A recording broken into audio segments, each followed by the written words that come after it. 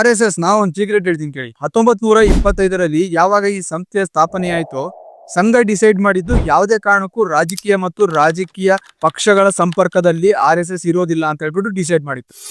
ಯಾವಾಗ ಸ್ವಾಧೀನ ಭಾರತಕ್ಕೆ ನೆಹರು ಅವರು ಪ್ರಧಾನಿಯಾಗಿ ಬರ್ತಾರೋ, RSS ವಿರುದ್ಧ ಕಾರ್ಯಾಚರಣೆ ಶುರು ಮಾಡಿದ್ರು. ಆಗ RSSಗೆ ಅನೇಕ ಅಪಮಾನಗಳು ಮತ್ತು ಆರೋಪಗಳನ್ನ ಫೇಸ್ ಮಾಡಬೇಕಾಯಿತು.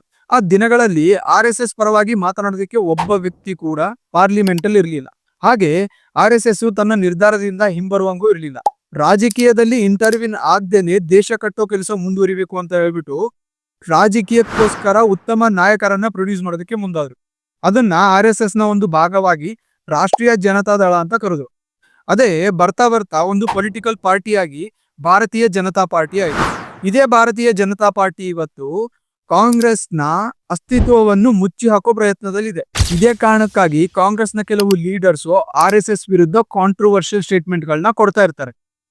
ಜೈ ಹಿಂದ್.